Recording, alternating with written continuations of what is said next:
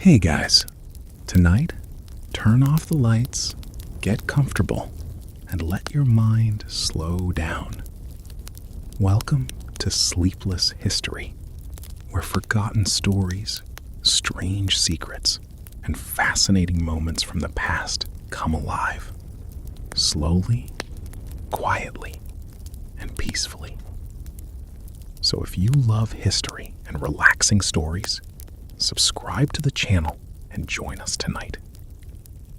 Now, take a deep breath, close your eyes, and let's travel back in time.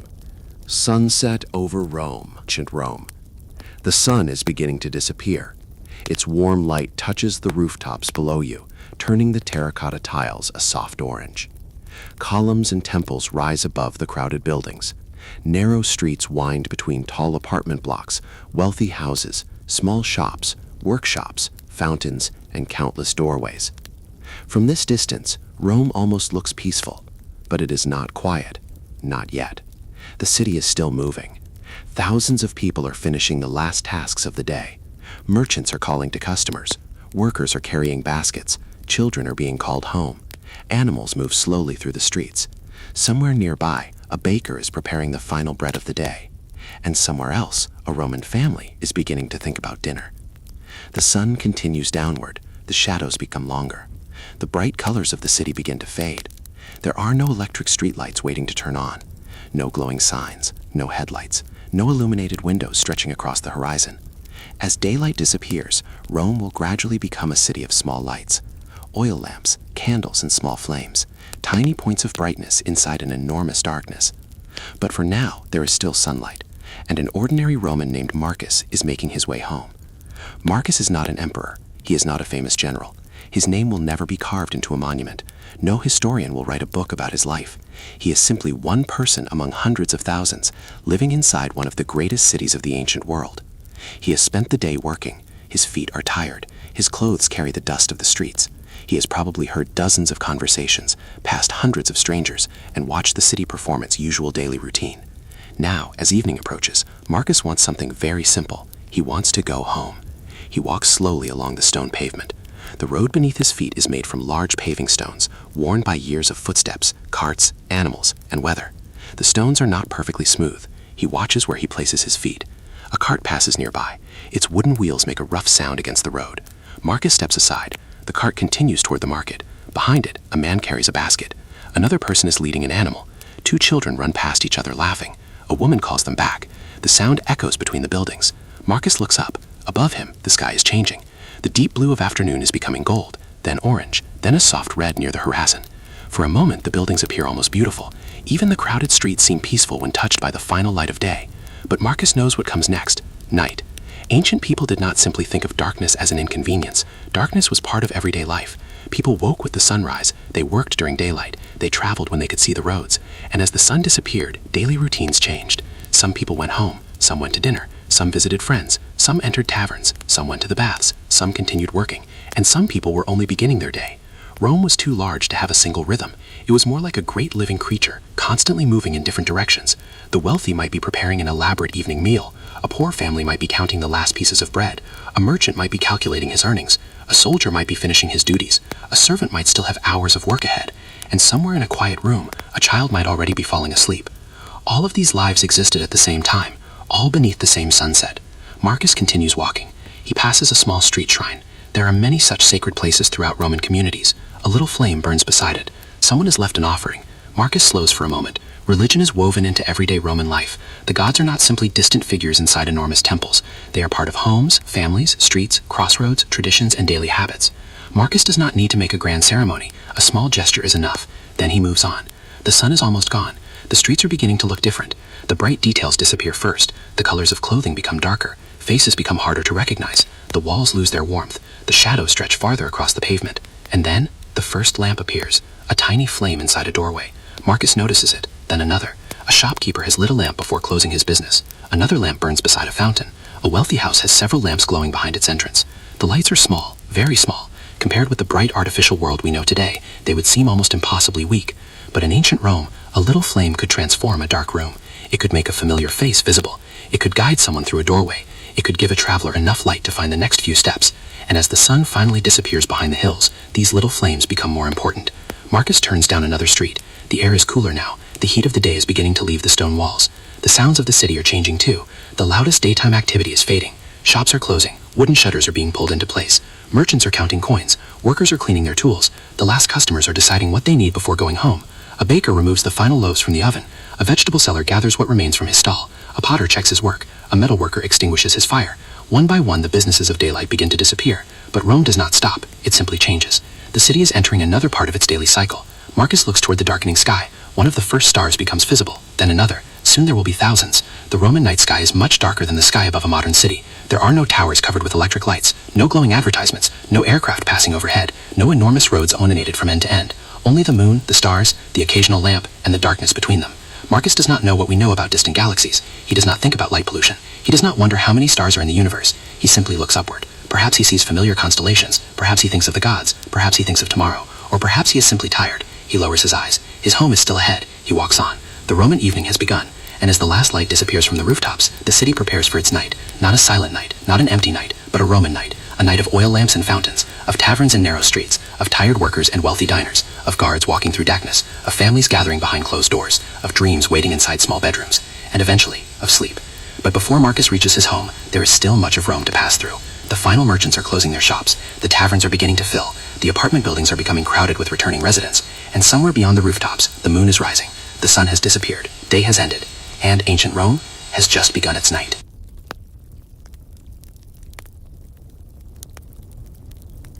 Rome after sunset. The sun has disappeared now. For a few moments, ancient Rome seems to pause between two worlds. Daylight is gone, but the night has not yet fully arrived. The rooftops are dark silhouettes against the fading sky. The last traces of orange remain above the distant hills. And slowly, almost without anyone noticing, Rome begins to change. During the day, the city can feel overwhelming. People move everywhere. Merchants call to customers. Animals pull carts through crowded streets. Workers carry heavy loads. Children run between adults. Voices rise from shops and markets. The streets are full of movement. But after sunset, the rhythm becomes different. Not necessarily quieter, just different. Some people are going home. Others are beginning their evening. A few shops remain open. Taverns begin to glow. Families gather for dinner. And small oil lamps appear in windows and doorways. Marcus walks through the darkening street. He has walked this road many times. During the day, he hardly notices individual buildings. There are too many things happening. But at night, familiar places look unfamiliar. A doorway that seemed ordinary in sunlight now appears deep and mysterious. A wall becomes a dark shape. A narrow alley seems longer than it really is. A small lamp makes one part of the street visible, while everything beyond it disappears into shadow. Marcus walks toward the warm light of a nearby shop. Inside, a merchant is finishing his work. The man is counting coins. He checks his baskets. He looks at the doorway. It is time to close. A wooden shutter is lifted into place. Then another. The shop becomes darker. The merchant has finished for the day. Marcus continues. There are no electric lights waiting above the street. There is no single switch that transforms the city. Light must come from somewhere. Oil must be burned. A flame must be maintained. And because fuel costs something, people do not illuminate every corner. Darkness remains normal. It is not something unusual. It is simply part of the world. Marcus knows where the darker parts of the street are. He knows where the lamps are. He knows where he should step carefully. He has lived this way his entire life. Ahead, a fountain can still be heard. Water falls steadily into a stone basin. The sound is strangely peaceful. Marcus slows down. A woman is collecting water. Another person waits nearby. They speak quietly. The fountain is more than a source of water. It is also a meeting place. People encounter neighbors here. They exchange news. They hear rumors. They talk about work. They talk about food. They talk about family. They talk about people who are not there. Then the conversation ends. The woman lifts her container. She begins walking home. Marcus watches her disappear into the darkness. He continues in the opposite direction. Above him, more stars are appearing. The city is becoming darker, but the sky is becoming brighter. For an ancient Roman, the stars are not hidden behind a glowing urban horizon. They stretch across the sky. The moon rises slowly. Its light touches the casa buildings. For a moment, Marcus looks upward again. He feels the cool evening air against his face. The day has been hot. The night feels gentle. Somewhere behind him, a tavern door opens. Warm light spills onto the street. Laughter follows. Then the door closes. The laughter becomes distant. Marcus walks on. Rome is changing from a city of business into a city of evening. But it will not sleep yet. Not for a long time. There are still meals to eat. Friends to visit. Work to finish. Water to carry. Stories to tell. And places to go. The night is only beginning. The Roman street. Marcus turns onto a narrower street. The road beneath him is made of large stones. Some are smooth from years of use. Others are uneven. He knows this road well enough to walk without thinking. But tonight he watches his feet carefully. The darkness hides small obstacles. A stone. A puddle. A piece of broken pottery. Something left behind by an animal. Ancient cities were not clean in the way modern cities can be. Rome is crowded. Very crowded. People live close together. Animals share the streets. Food is prepared nearby. Waste must be removed. Goods must be transported. Water must be carried. The result is a city full of smells, sounds, and movement. Marcus passes a doorway. Someone is sweeping. The sound of the broom against stone is soft and repetitive. Scrape, scrape, scrape. The worker looks tired. Perhaps he has been working since morning. Marcus keeps walking. He hears footsteps behind him. For a moment he turns. Another Roman is walking in the same direction. The stranger carries a small lamp. Its flame swings gently as he walks. The moving light briefly illuminates the street. Then darkness returns. Marcus steps aside. The stranger passes. Neither man says much. A simple nod is enough. They continue in opposite directions. The street becomes quiet again. Marcus walks farther. He passes another small shrine. A little flame burns beside it. The light touches the face of a household deity. Someone has left a small offering. Marcus pauses. The Romans lived in a deeply religious world. The sacred and the ordinary were often close together. A person could walk past a shrine on the way home, just as easily as someone today might pass a familiar landmark. Marcus makes a quiet gesture. Then he moves on. A dog appears from a dark doorway. It watches him. Marcus stops. The dog watches him too. For a moment, neither moves. Then the dog loses interest. It turns away. Marcus smiles slightly. Even in ancient Rome, animals have their own business. He continues. The buildings around him are tall. Some apartment buildings can contain many families. Their walls are close together. Their windows look down onto the street. At this hour, some windows are dark. Others contain small lights. A voice comes from above. Marcus cannot understand every word. Someone is talking. Another voice answers. Then a child laughs. The sound travels downward. Marcus looks up. The building seems enormous in the darkness. I imagine the people inside. A family preparing dinner. A worker resting. A child refusing to sleep. Someone arguing with a neighbor. Someone telling a story. Hundreds of private lives, stacked above one another. Rome is not only a collection of monuments. It is a collection of homes. Some large, some small, some comfortable, some crowded. and behind every doorway. People are living their own version of the night. Marcus continues walking. He hears water again. Then a distant voice. Then footsteps. Then a wooden door closing. The sounds overlap. None of them last very long. Ancient Rome is full of these small noises. There is no complete silence. Even at night, the city breathes. It creaks. It whispers. It moves. Marcus finally recognizes the street that leads toward his neighborhood. He is getting closer to home. But before he arrives, he passes the last open shops.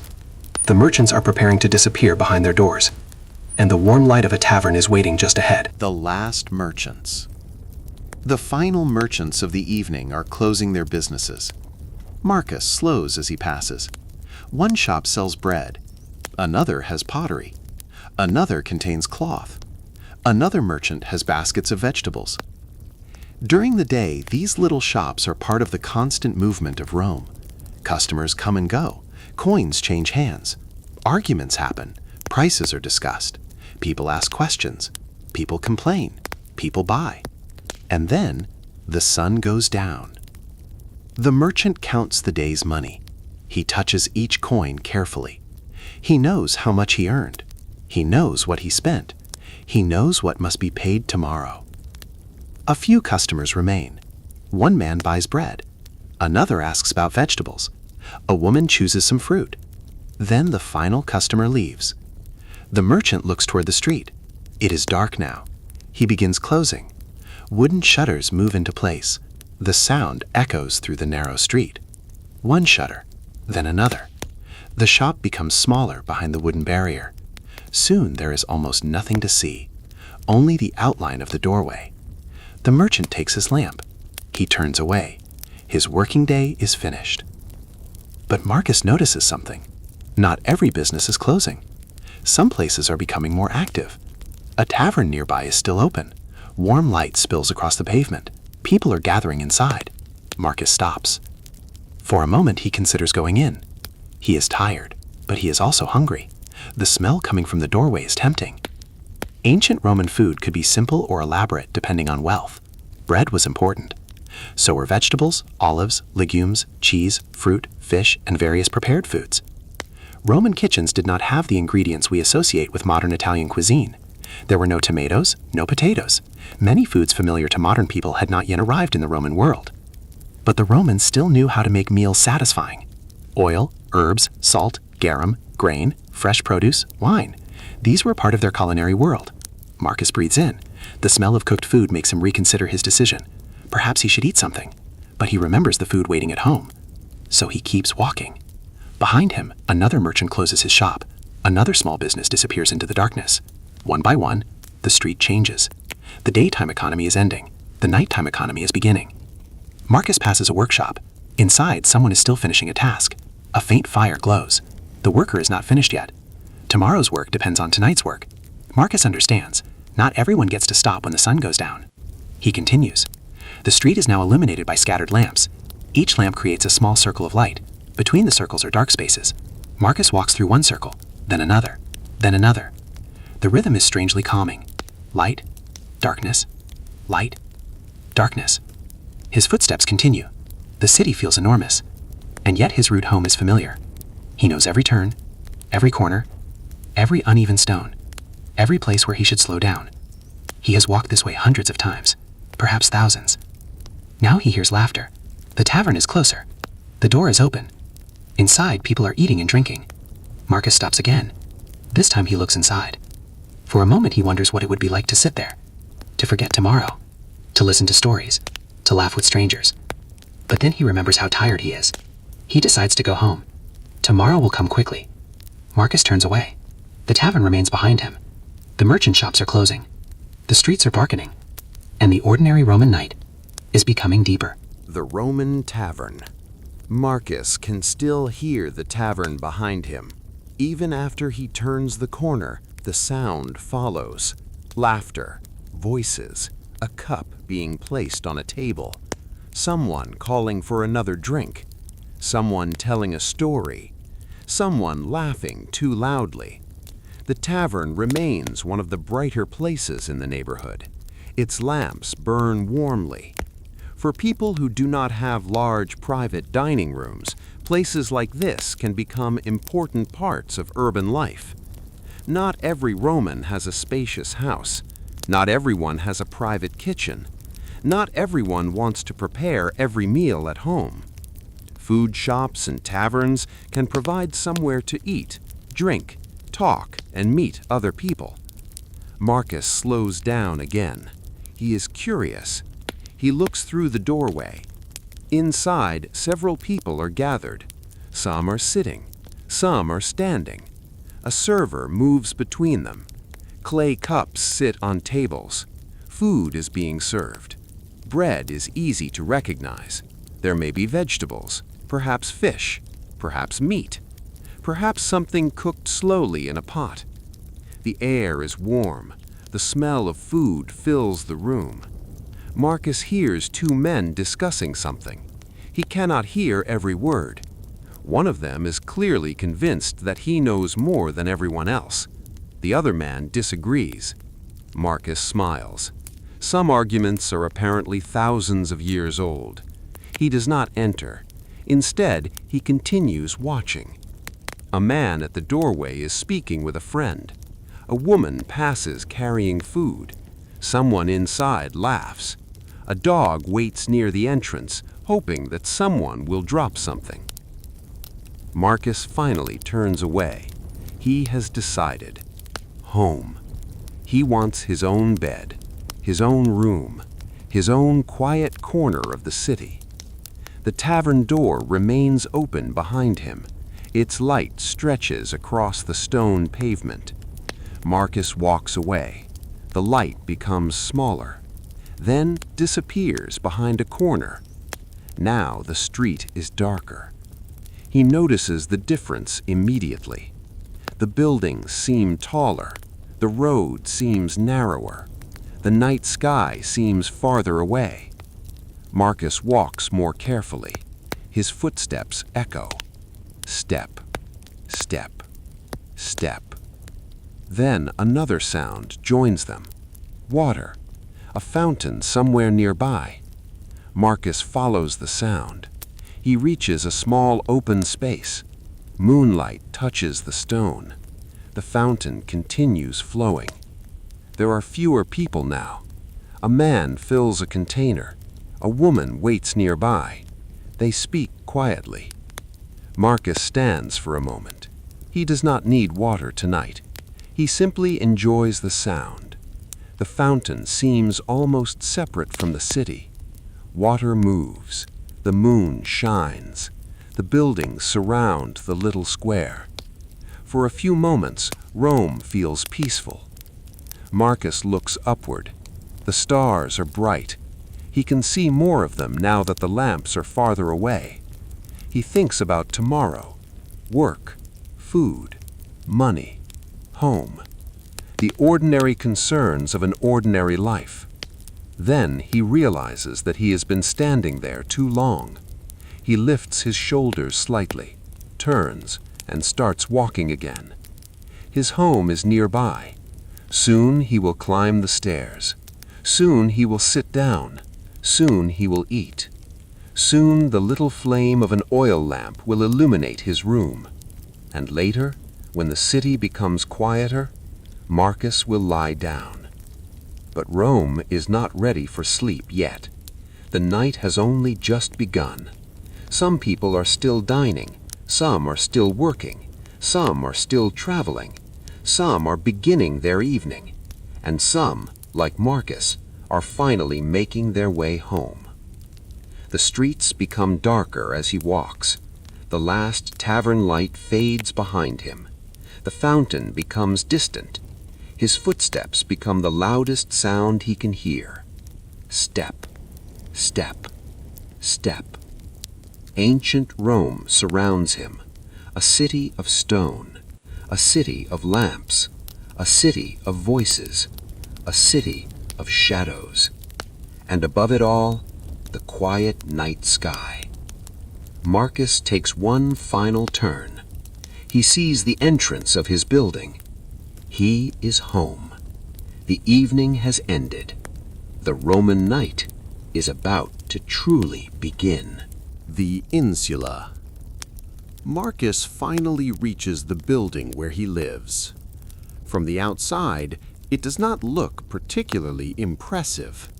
It is tall, crowded, narrow.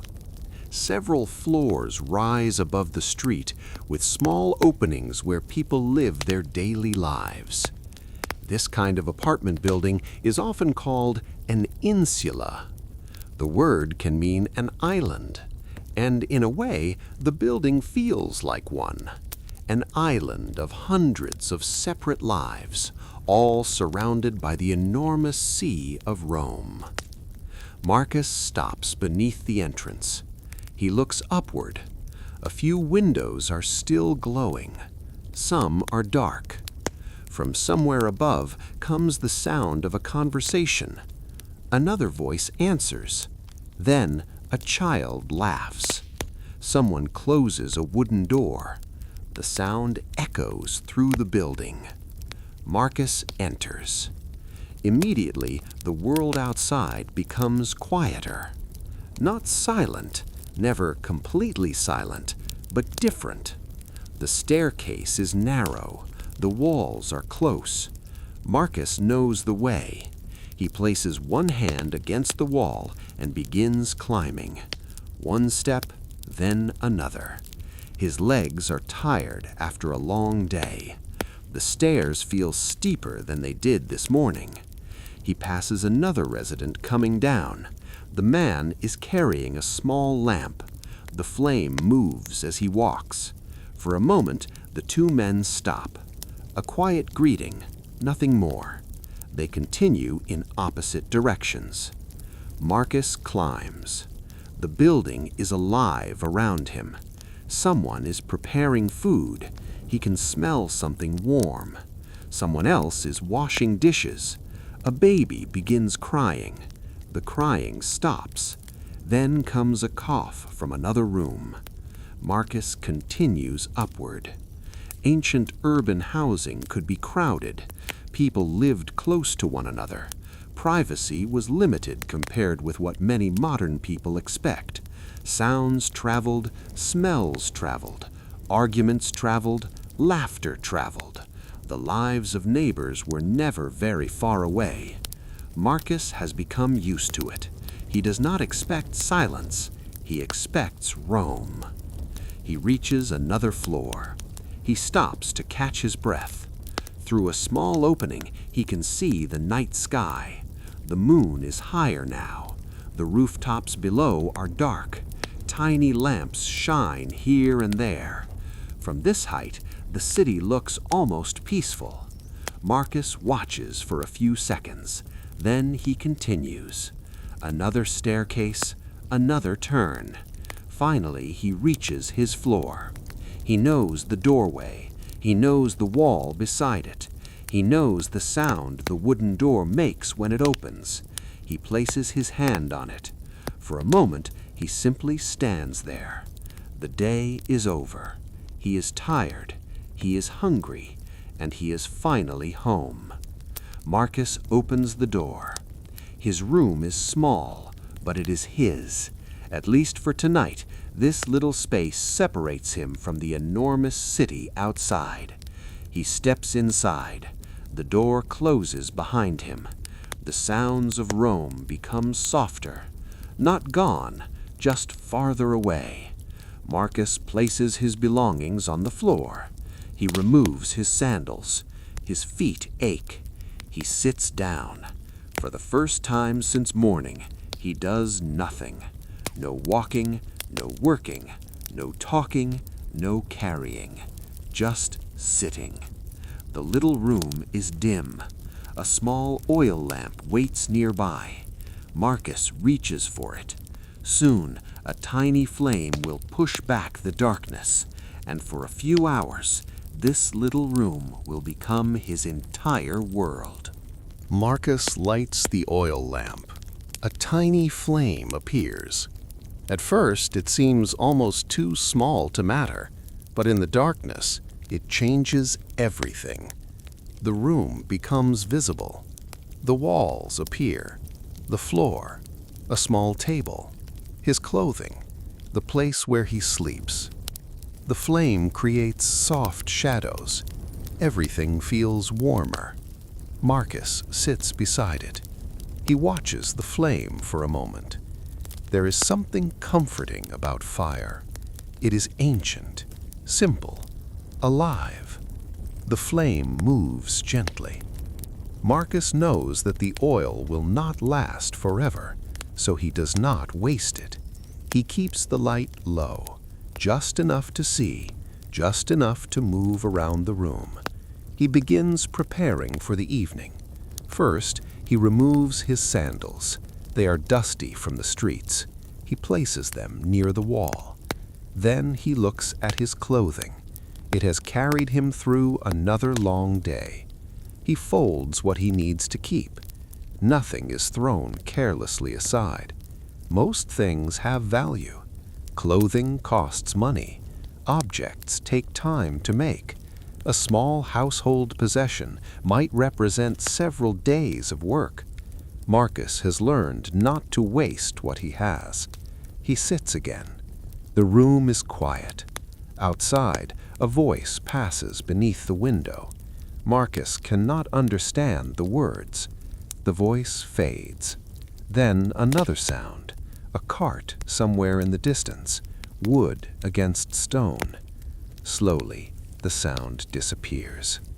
Marcus takes a breath. He can finally relax. But there is still one thing he has not done. Dinner. He looks toward the food waiting for him. It is not a feast. Marcus is not wealthy. There will be no enormous table covered with expensive dishes, no servants moving between couches, no elaborate banquet. His meal will be simple, but simple food can still be satisfying after a long day. He prepares to eat. Before he does, he thinks about the day, the morning, the work, the people, the streets, the heat, the noise. All of it feels strangely distant now. The room is small, the lamp is quiet, and Marcus is finally still. He takes his first bite. Bread, perhaps some olives, perhaps vegetables, perhaps cheese. Whatever he has, it is enough. He eats slowly. There is no reason to hurry. The day is finished. For a little while, nothing is demanding his attention. No merchant is calling. No customer is waiting. No one is asking him to carry something. He can simply eat. Outside, the city continues. Inside, Marcus begins his evening. Marcus lights the oil lamp. A tiny flame appears. At first, it seems almost too small to matter, but in the darkness, it changes everything. The room becomes visible. The walls appear. The floor, a small table, his clothing, the place where he sleeps. The flame creates soft shadows. Everything feels warmer. Marcus sits beside it. He watches the flame for a moment. There is something comforting about fire. It is ancient, simple, alive. The flame moves gently. Marcus knows that the oil will not last forever, so he does not waste it. He keeps the light low, just enough to see, just enough to move around the room. He begins preparing for the evening. First, he removes his sandals. They are dusty from the streets. He places them near the wall. Then he looks at his clothing. It has carried him through another long day. He folds what he needs to keep. Nothing is thrown carelessly aside. Most things have value. Clothing costs money. Objects take time to make. A small household possession might represent several days of work. Marcus has learned not to waste what he has. He sits again. The room is quiet. Outside, a voice passes beneath the window. Marcus cannot understand the words. The voice fades. Then another sound. A cart somewhere in the distance, wood against stone. Slowly, the sound disappears. Marcus takes a breath. He can finally relax. But there is still one thing he has not done. Dinner. He looks toward the food waiting for him. It is not a feast. Marcus is not wealthy. There will be no enormous table covered with expensive dishes, no servants moving between couches, no elaborate banquet. His meal will be simple, but simple food can still be satisfying after a long day. He prepares to eat. Before he does, he thinks about the day, the morning, the work, the people, the streets, the heat, the noise. All of it feels strangely distant now. The room is small, the lamp is quiet, and Marcus is finally still. He takes his first bite. Bread, perhaps some olives, perhaps vegetables, perhaps cheese. Whatever he has, it is enough. He eats slowly. There is no reason to hurry. The day is finished. For a little while, nothing is demanding his attention. No merchant is calling. No customer is waiting. No one is asking him to carry something. He can simply eat. Outside, the city continues. Inside, Marcus begins his evening. A simple Roman dinner. The meal is modest. Bread forms an important part of it. Marcus breaks off a piece. The texture is familiar. The smell is warm. He eats. There may be olives beside him, perhaps some vegetables cooked with oil and herbs, maybe a little cheese, perhaps fruit. The Roman diet could vary greatly depending on wealth, location, season, and availability. The rich could enjoy elaborate meals. Ordinary people ate much more simply. But food was still at the center of daily life. Bread, grain, olive oil, vegetables, legumes, fish, cheese, fruit. These foods could appear again and again. Marcus takes another bite. He drinks a little wine mixed with water. The room remains quiet. There is no refrigerator humming in the corner, no electric stove, no microwave, no modern kitchen.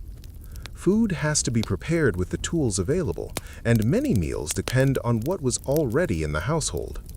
Marcus does not think of this as primitive. It is simply normal. This is the world he knows. He eats another piece of bread. Then he pauses. From outside comes a burst of laughter. Someone in the building is talking loudly. Marcus smiles. Even at home, he cannot completely escape his neighbors. He hears footsteps above. Someone moves furniture, or perhaps something falls. A moment later, silence returns. Marcus continues eating. The lamp flickers. He looks at the flame. The light is reflected in the clay cup beside him. For a moment, the room feels peaceful.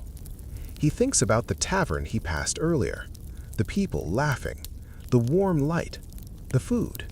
Perhaps he wonders whether he should have stopped, but he knows he made the right choice. His own room is quiet. Tomorrow will come early. He does not want to stay out late. He finishes his meal. There is not much left. Marcus wipes his hands. Then he sits back. He feels the first real weight of tiredness. His shoulders are heavy. His legs are heavy. His eyes are beginning to feel warm. But the evening is not finished. There are still small things to do. Water, washing, preparing clothes, checking the door, preparing the sleeping place. The rituals are ordinary, but ordinary rituals are what make up most of human history. Kings had routines. Soldiers had routines. Merchants had routines. Workers had routines. And Marcus has his. He looks at the empty plate. Dinner is finished. The room is still. He lifts the lamp and prepares to step outside again. He needs water. The public fountain. Marcus leaves his room with a container. The staircase is darker now. Most people have returned home. A few lamps glow through doorways. He walks carefully. Down one level, then another. Finally, he reaches the street. The night air feels cooler against his face. Rome looks different now. Earlier, the streets were busy. Now, fewer people are moving. The tavern is still open. A few voices can be heard in the distance. But much of the daytime activity has disappeared. Marcus walks toward the fountain. Public fountains are an important part of urban life. Rome is famous for its aqueducts, which brought water into the city. But water does not magically appear inside every room. Someone must collect it. Someone must carry it. Someone must bring it home. Marcus reaches the fountain. Water is flowing steadily. The sound is gentle, almost hypnotic. A woman is already there. She fills her container. An older man waits nearby. Marcus stands behind them. Nobody is in a hurry. The night has slowed down. The woman finishes. She lifts the container. It is heavier now. She begins walking home. Marcus steps forward. He fills his own vessel. The water is cool. He can feel the weight increasing. He stops when it is full. For a moment, he simply listens. Water. Footsteps. A distant voice. The night wind. The fountain continues. Marcus looks around. This small place has become a quiet meeting point. People have probably come here all day. They talk. They exchange information. They see neighbors. They hear news. In a world without phones or instant messages, ordinary places become important. A fountain can carry news through a neighborhood. Someone learns that a merchant has returned. Someone hears that a family is expecting a child. Someone mentions a political rumor. Someone complains about prices. Someone talks about the weather. Someone simply says hello. Marcus does not stay long. His container is heavy. He lifts it carefully, then begins walking home. The streets are darker now. The moon has risen higher. Its light touches the stone walls. Marcus walks beneath it. His footsteps sound softly against the road. He passes a small shrine. The flame has almost disappeared. He passes a closed shop. The wooden shutters are dark. He passes a sleeping dog. The animal lifts its head, then puts it down again. Marcus keeps walking. The water moves slightly inside the container. Step, step, step. He reaches his building. The entrance is dark. He climbs slowly. Tonight, the weight of the water makes every step noticeable. But finally, he reaches his room. He places the container down. The water will be useful tomorrow. Another small task is complete. Marcus looks at the lamp. It is still burning. He sits beside it. Outside, Rome continues moving. But the night is getting deeper. The Roman night sky. Marcus sits quietly beside the lamp. He has finished eating. The water is where it needs to be. The room is ready. There is nothing urgent left to do, so he looks toward the small opening where he can see the sky. The night above Rome is enormous, dark, clear, filled with stars. For a modern person, it is difficult to imagine how different this sky would feel. There are no glowing skyscrapers, no endless roads filled with headlights, no giant signs, no aircraft lights crossing the darkness. The city is surrounded by darkness, and because of that darkness, the stars become powerful. Marcus looks upward. He does not know the modern names for distant galaxies. He does not know how far away the stars are, but he sees them. Perhaps he recognizes familiar patterns. Perhaps stories have been told about them. Perhaps he believes the heavens are connected to the gods. The Roman world is filled with stories about the sky. The movements of the heavens can feel meaningful. The moon changes. The stars appear. The seasons move. The gods seem close. Marcus watches quietly. The city beneath the sky is beginning to settle. Some lamps have gone out. Others remain. A few voices drift upward from the street. Then silence. Marcus takes a slow breath. The day feels far away. He thinks about tomorrow. There will be work. There will be people. There will be things to carry, things to buy, things to repair, things to worry about. But none of that needs to happen right now.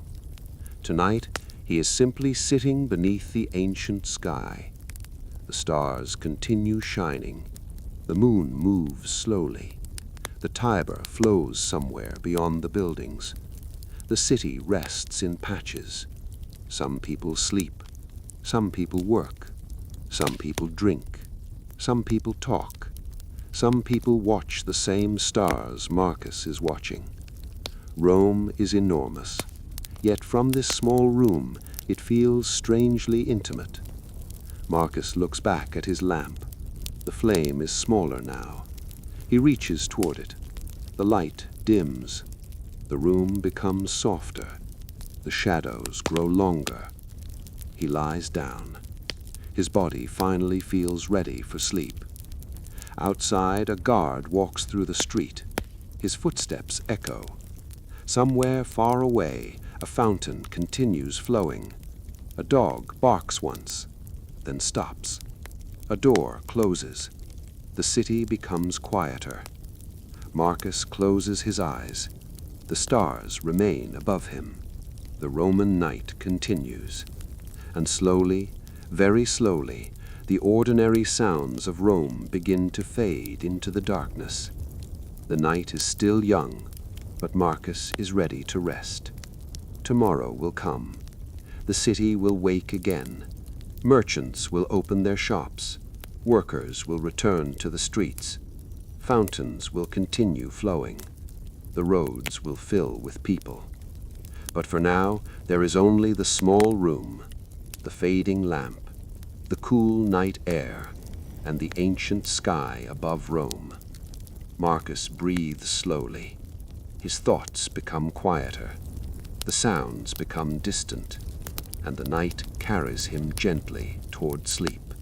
The Roman bath at evening. The night has settled over Rome. Marcus is almost ready for sleep, but before the day completely disappears, there is one thing he remembers: the bath. For many Romans, bathing is not simply about becoming clean. It is part of daily life, a social habit, a place to meet people, a place to talk, a place to relax after work. Marcus has already returned home once tonight, but perhaps he remembers that the public baths nearby remain open. The thought is tempting. His body is tired from the day's work. His feet are dusty. His skin still carries the heat of the streets. A warm bath sounds pleasant, so Marcus takes his sandals again. He leaves his small room. The staircase feels different now.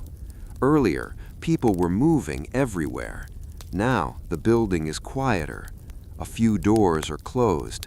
A few lamps remain burning. Marcus descends slowly. Outside, the night air is cool. He walks through the darkened street. The city has not stopped, but its daytime energy has softened. Ahead, he sees the glow of the baths. The building is still active. People are entering, others are leaving. Voices echo from inside. Marcus approaches. The warmth reaches him before he enters. Inside, the atmosphere is completely different from the cold street. There is steam, warm air, water, voices, footsteps, people talking. Some are relaxing, some are washing, others are simply enjoying the evening. Marcus looks around. A Roman bath complex can contain different rooms and different temperatures. There may be a cooler room, a warm room, and a much hotter room. The exact arrangement depends on the bath complex, but the basic idea is familiar. Move from one environment to another. Warm the body, wash, relax, then cool down. Marcus enters the bathing area. The warmth feels wonderful. His shoulders begin to loosen. The tiredness in his legs seems less noticeable. He sits for a moment. Nearby, two men are talking. They discuss business, then politics, then someone they both know. Marcus listens without joining the conversation. He does not need to. The bath is full of conversations, some serious, some ridiculous, some important, some completely forgotten by tomorrow morning. This is part of what makes the bath valuable. People come here to see one another. A person might hear news here before hearing it anywhere else. A merchant may meet a customer. A friend may meet a friend. A stranger may become familiar. The bath is not merely a place where water is used. It is a social world. Marcus moves toward the warmer room. The warmth surrounds him. He closes his eyes. For several minutes, he does nothing. He simply rests. The noise becomes distant. The water moves gently. The warmth settles into his tired body. After a long day, this feels almost luxurious. Eventually, Marcus leaves the warm room. He cools down. He dries himself. He prepares to return home. The night air feels surprisingly cold after the warmth of the baths. Marcus pulls his clothing around himself. He steps outside. The street is darker now. The bath remains behind him. Its lights continue glowing. Its voices continue echoing. But Marcus is ready for bed. He walks home slowly. His body feels lighter. His thoughts feel quieter. And for the first time all day, he feels completely relaxed. Marcus reaches his room again. He closes the door. The city becomes distant. Inside, the little oil lamp is still burning. The flame is small, almost delicate. Marcus sits beside it. He watches it move. There is something peaceful about watching a flame. It does not hurry. It simply flickers. Sometimes it becomes taller, sometimes smaller. The light moves across the wall. The shadows move with it. Marcus knows that the lamp is using oil. Oil is valuable, so he does not leave it burning unnecessarily. Every moment of light requires fuel. This is one reason ancient nights feel so different from modern nights. Light is not everywhere. It has to be created, and creation has a cost. Marcus looks around the room. The lamp illuminates only part of it. The corners remain dark. The area beyond the flame disappears into shadow. He can see enough. That is all he needs. He begins preparing for bed. His sandals are placed neatly beside the wall. His clothing is folded. His belongings are gathered together. There is no television, no glowing phone, no stream of messages, no endless news. The night is much simpler. When Marcus finishes his tasks, there is nothing left to distract him. He sits quietly. The lamp continues burning. Outside, the city makes occasional sounds. Footsteps, a distant voice, a cart, a door, then silence. Marcus thinks about the day. He remembers the streets, the merchants, the fountain, the bath, the people he passed. Some faces are already becoming difficult to remember. Tomorrow, he will see new faces, new customers, new conversations. The same city, but another day. Marcus looks at the lamp again. The flame is beginning to weaken. The oil is running low. He reaches toward it. Perhaps he adds a small amount of oil. The flame becomes brighter. For a moment, the room is warm with light again. Marcus smiles. Then he sits back. The little flame is almost hypnotic. It reminds him that the night is passing. Time moves even when nothing seems to happen. The moon continues across the sky. The stars move. The lamp burns. And eventually, morning will come. Marcus does not know exactly when. He does not need to. He simply knows that darkness will not last forever. He looks toward the small opening in the wall. The sky is still black. The stars are bright. He takes one slow breath, then another. His body is tired. His mind is becoming quiet. He reaches toward the lamp.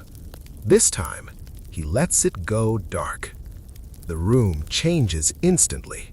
The last small circle of light disappears. Now, Marcus is surrounded by darkness. But he is not afraid. Darkness is normal. It is the natural condition of the night. He lies down. The city continues beyond the walls, and the ancient Roman night grows deeper. Marcus lies quietly for a moment.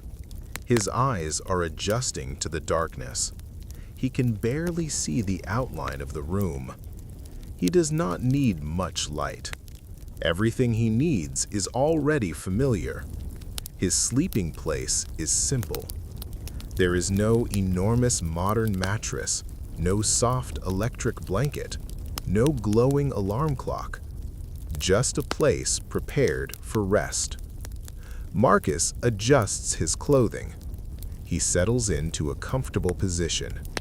The building makes a quiet sound. Wood shifts. Stone seems to hold the day's warmth. Somewhere above him, footsteps move across a floor. Then they stop. A neighbor coughs. Silence returns. Marcus closes his eyes. For most people in the ancient world, sleep is not surrounded by the technology we know today. There is no alarm waiting beside the bed, no notification, no bright screen, no artificial light telling the body that it is still afternoon. The darkness itself is part of the rhythm. Night means rest, at least for many people.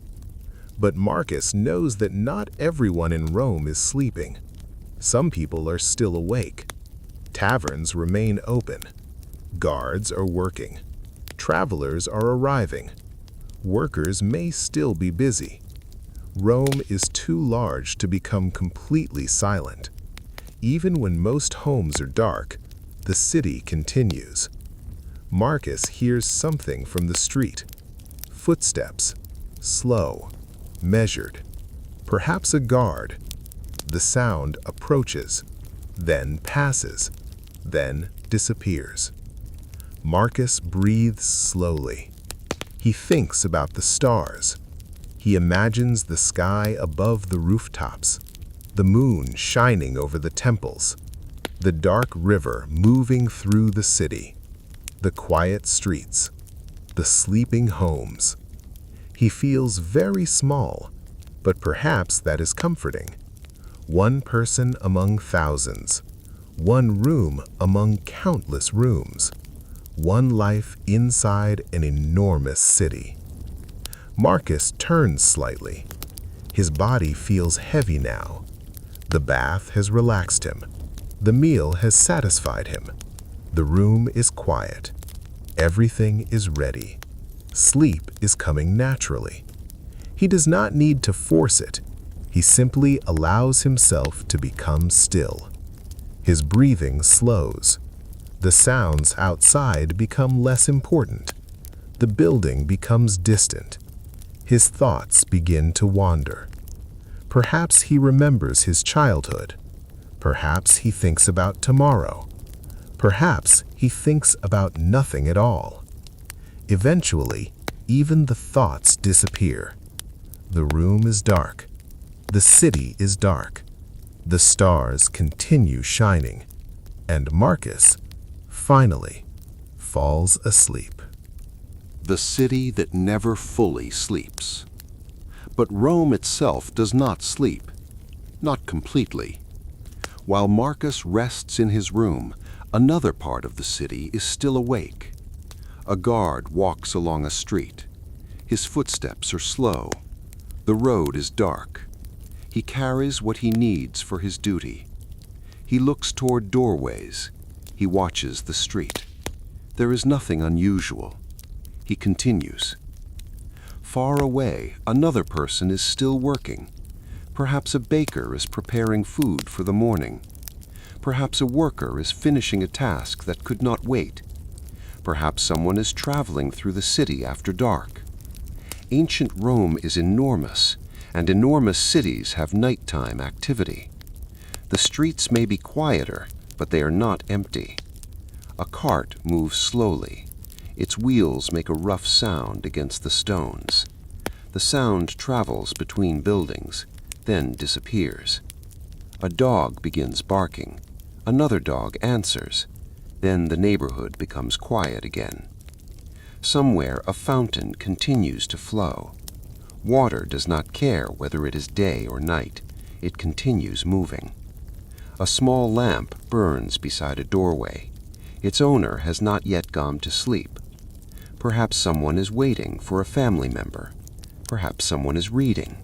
Perhaps someone is simply sitting and talking. Across the city, wealthy homes are quiet behind their walls. Inside them, families sleep. Servants may still be awake. Guards may be watching entrances. A lamp burns in a courtyard. A fountain makes a gentle sound. Elsewhere, crowded apartment buildings are filled with sleeping families. Children lie beside parents. Neighbors sleep only a wall away. Someone dreams. Someone wakes. Someone turns over. Someone coughs. Someone whispers. This is the strange beauty of an ancient city at night.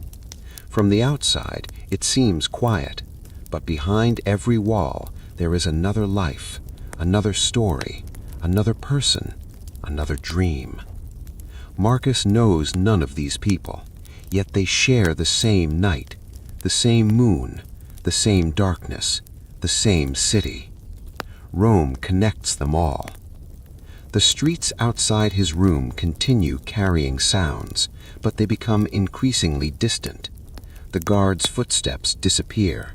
The cart moves away. The barking stops. The voices become whispers. Then, silence. For a little while, Rome almost seems asleep. Midnight arrives quietly. There is no great announcement, no bell ringing across the entire city, no glowing clock. The night simply continues, and eventually becomes very deep. Above Rome, the moon has moved across the sky. The stars remain bright. The rooftops are dark. The temples and monuments stand silently beneath the night. The streets are mostly empty. Here and there a small lamp remains. One flame, then another, then another. Tiny islands of light inside a great sea of darkness. Marcus is asleep now. His room is completely dark. His breathing is slow. He does not know what time it is. He does not need to. For him, there is only sleep. Beyond his room, the building is quiet. Most of the residents are sleeping too. The sounds of the day are gone. No merchants are calling, no customers are bargaining, no children are running through the streets. The market is dark. The shops are closed. The city has finally slowed. But somewhere, a guard continues walking. Step, step, step. His footsteps echo through the empty street, then disappear. The night becomes quiet again. The Tiber moves through the darkness. Its surface catches a little moonlight. The water continues downstream. The city remains around it. Stone, brick, wood, clay, people, history, dreams. Everything is waiting for morning. And Marcus sleeps. Perhaps he dreams of the day's work. Perhaps he dreams of food. Perhaps he dreams of places he has never seen. Perhaps he dreams of nothing. We cannot know. Most ordinary people leave very few records behind. Their dreams disappear with them. Their conversations disappear. Their small worries disappear. Their ordinary evenings disappear. And yet, these ordinary evenings are what made ancient Rome a living city. Not only the emperors, not only the generals, not only the great monuments, but people like Marcus. People who worked, people who ate, people who walked home, people who collected water, people who visited baths, people who sat beneath the stars, people who eventually closed their eyes. At midnight, Rome is no longer the city of daylight. It is something softer, a city of shadows, a city of quiet footsteps, a city of distant water, a city beneath the stars. Marcus remains asleep. The little oil lamp beside him is dark. The last warmth of the day has faded. The room is cool. Outside, the moon continues its slow journey. And somewhere beyond the rooftops, morning is already waiting. But it is still far away. For now, there is nothing to do, nothing to carry, nothing to buy, nothing to sell, nothing to explain.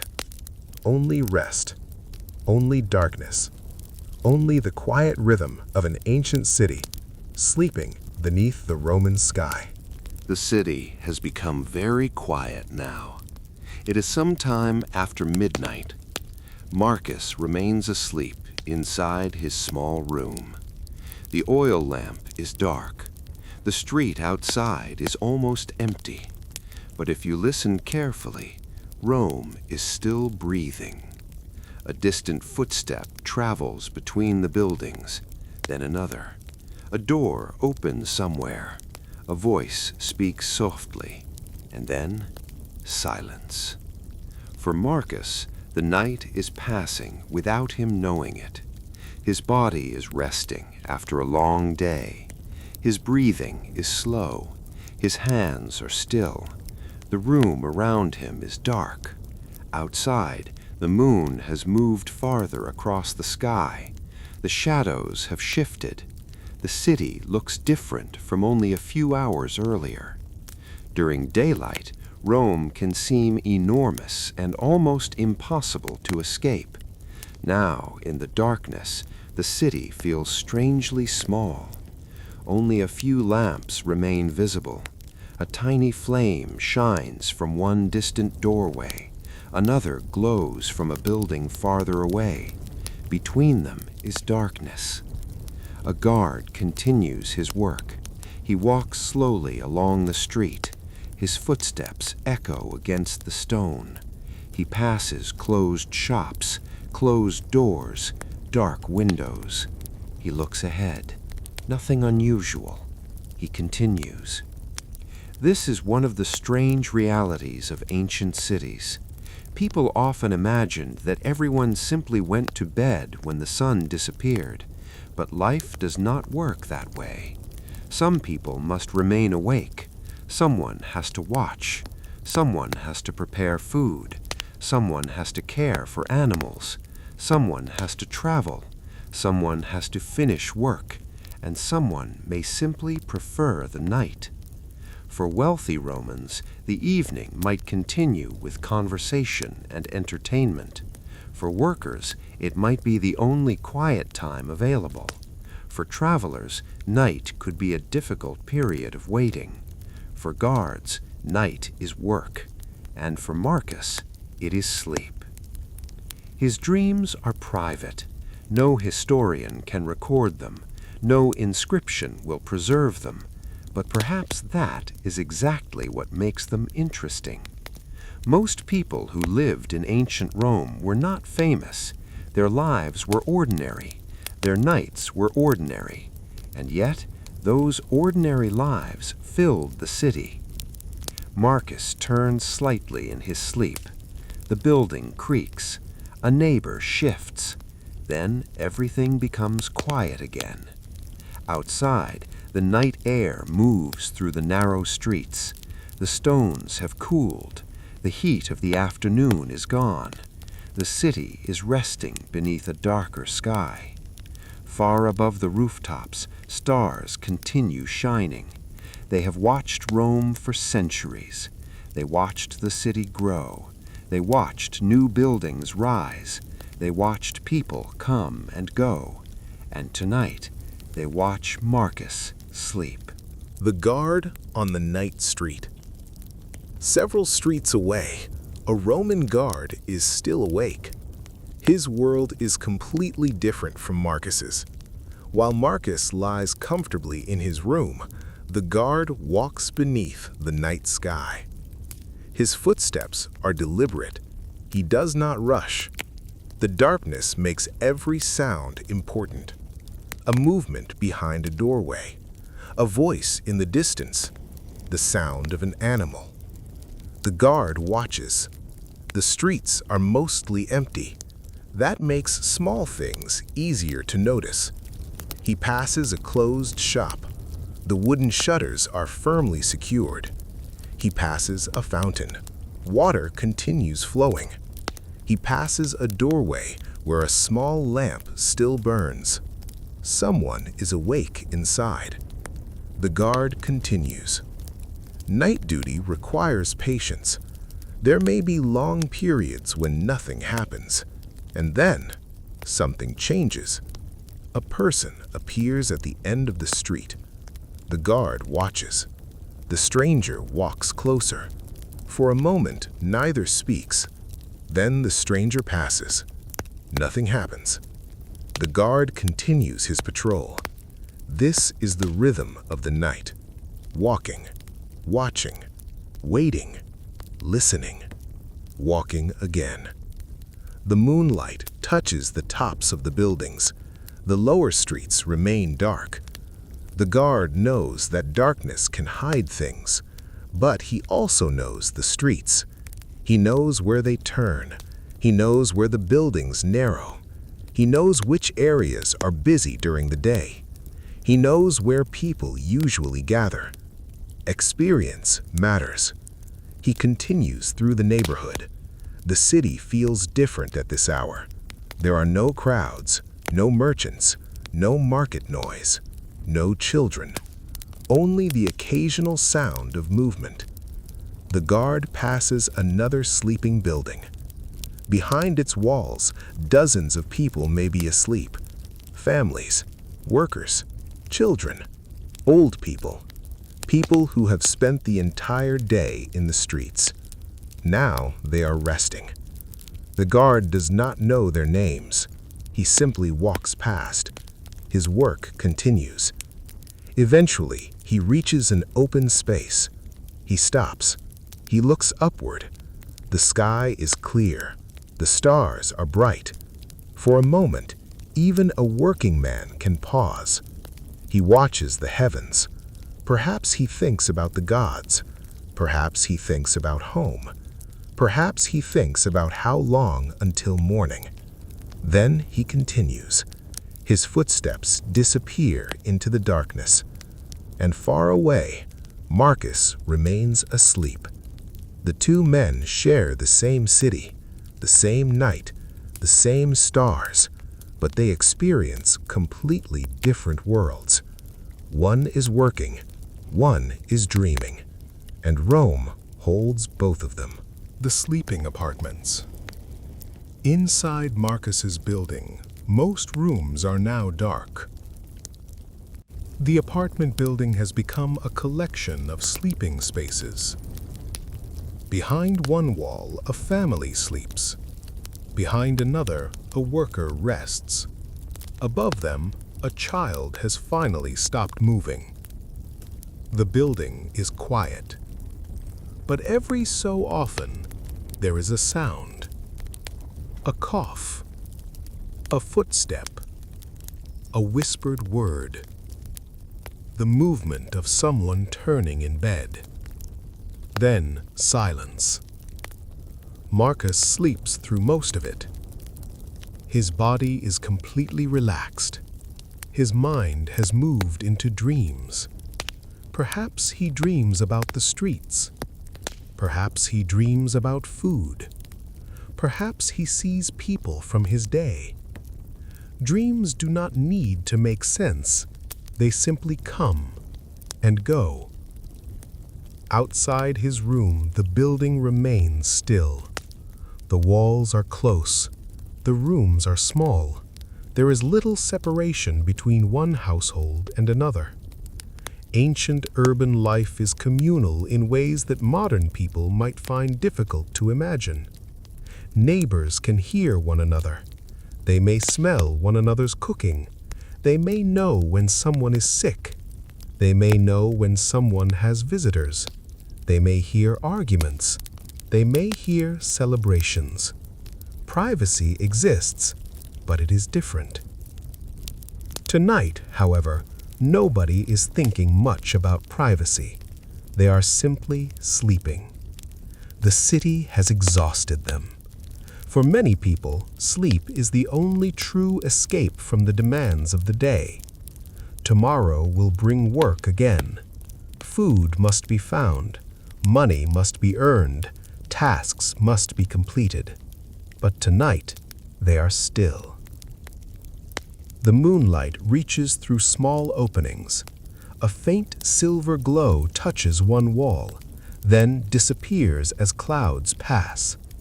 The building becomes darker. A small sound comes from downstairs. Perhaps someone has arrived home late. A door opens.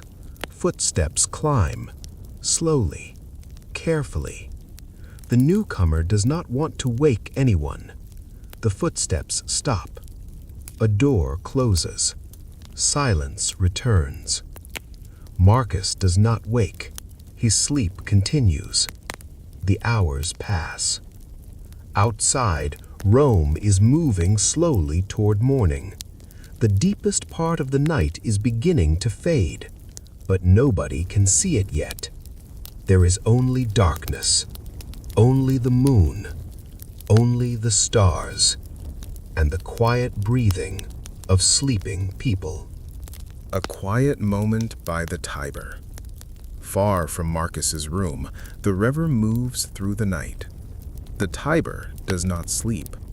Its dark surface reflects the moon. The water moves slowly, quietly, steadily. The city surrounds it. Buildings rise beyond the river. Roads cross nearby. People live close to its banks. Yet at this hour, the river seems almost alone. A few sounds reach the water. Footsteps, a distant voice, perhaps an animal, then nothing. The river carries the reflection of the night sky. The stars appear broken by the movement of the water. Moonlight trembles across the surface. A Roman traveler might stop here for a moment. Perhaps a fisherman is still nearby. Perhaps someone is simply passing through. The river has always been part of Rome's life. It carries water. It supports trade. It divides neighborhoods. It connects places. It is part of the city's geography and part of its identity. Tonight, however, it is simply quiet. The water moves. The moon shines. The city rests. Marcus knows nothing about this moment. He is asleep. Yet somewhere beyond his window, the same moonlight is touching the river. Perhaps if he were awake, he would stop and watch it. Perhaps he would think about how large Rome is, how many people live here, how many lives are happening at the same time. A person can live in Rome for years and still know only a tiny part of it. One street, one neighborhood, one market, one fountain, one group of friends, one small room. The city is too large for one person to understand completely. And tonight, while Marcus sleeps, Rome continues existing beyond his awareness.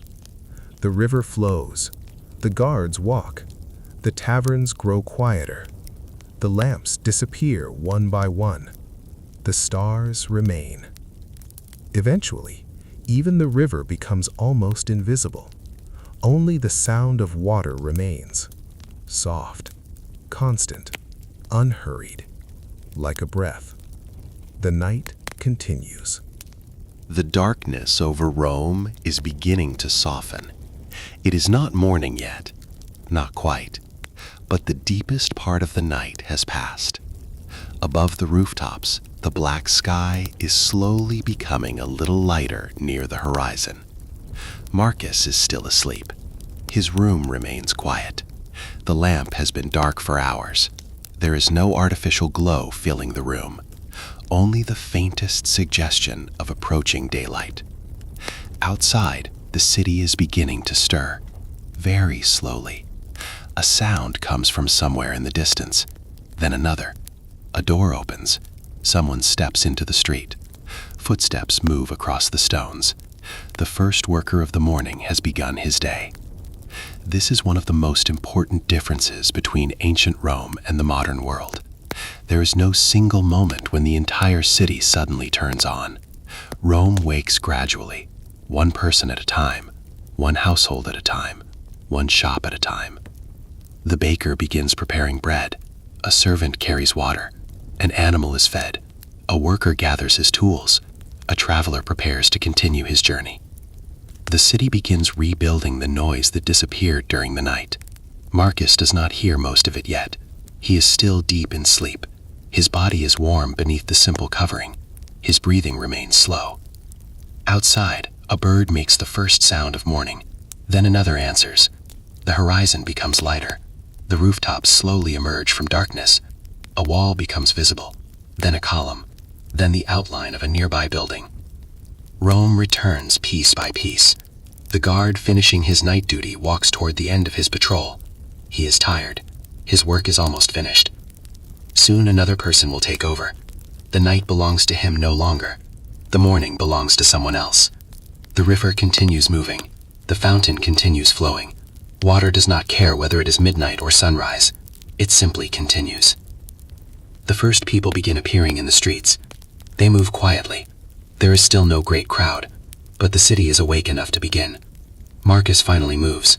His eyes remain closed. He turns slightly. Perhaps he is beginning to dream about morning, or perhaps his body simply senses that another day is approaching. The room is no longer completely black. A faint gray light enters. The night has ended, but the day has not fully arrived. For a few moments, Rome exists in between, and then the first sunlight begins to touch the highest rooftops. The darkness over Rome is beginning to soften. It is not morning yet, not quite, but the deepest part of the night has passed. Above the rooftops, the black sky is slowly becoming a little lighter near the horizon. Marcus is still asleep. His room remains quiet. The lamp has been dark for hours. There is no artificial glow filling the room, only the faintest suggestion of approaching daylight. Outside, the city is beginning to stir, very slowly. A sound comes from somewhere in the distance. Then another. A door opens. Someone steps into the street. Footsteps move across the stones. The first worker of the morning has begun his day. This is one of the most important differences between ancient Rome and the modern world. There is no single moment when the entire city suddenly turns on. Rome wakes gradually, one person at a time, one household at a time, one shop at a time. The baker begins preparing bread. A servant carries water. An animal is fed. A worker gathers his tools. A traveler prepares to continue his journey.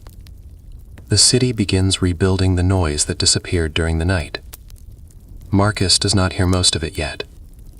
He is still deep in sleep. His body is warm beneath the simple covering. His breathing remains slow. Outside, a bird makes the first sound of morning. Then another answers. The horizon becomes lighter. The rooftops slowly emerge from darkness. A wall becomes visible. Then a column. Then the outline of a nearby building. Rome returns piece by piece. The guard finishing his night duty walks toward the end of his patrol. He is tired. His work is almost finished. Soon another person will take over. The night belongs to him no longer. The morning belongs to someone else. The river continues moving. The fountain continues flowing. Water does not care whether it is midnight or sunrise. It simply continues. The first people begin appearing in the streets. They move quietly. There is still no great crowd. But the city is awake enough to begin. Marcus finally moves. His eyes remain closed. He turns slightly. Perhaps he is beginning to dream about morning. Or perhaps his body simply senses that another day is approaching. The room is no longer completely black. A faint gray light enters. The night has ended. But the day has not fully arrived. For a few moments, Rome exists in between.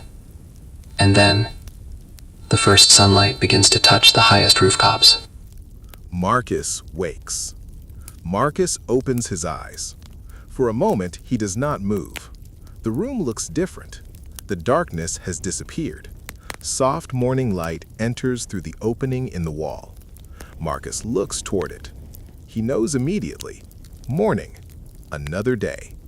He takes a slow breath. His body feels heavy. The previous day's work is still somewhere in his muscles, but he has rested. He sits up. For a moment, he simply remains there. The quiet of the night is gone. The city is beginning to speak again. Voices rise from below. Footsteps move through the street. Someone calls to another person. A cart passes. Wooden wheels roll over stone. Rome is waking. Marcus reaches for his clothing. The first task of the day is simple. Get ready. He puts on his clothes. He checks his sandals. He looks around the small room. The same room that felt so quiet last night now feels different. Morning light reveals everything. The walls, the floor, the table, the objects he left behind. The room is ordinary, but ordinary is enough. Marcus stands. His body is ready for movement. Before leaving, he drinks some water. It is cool, refreshing. He pauses beside the doorway. Outside, someone is already climbing the stairs. A neighbor passes. A quiet greeting. Marcus returns it. Then he opens the door. The staircase is brighter now. People are beginning to move through the building.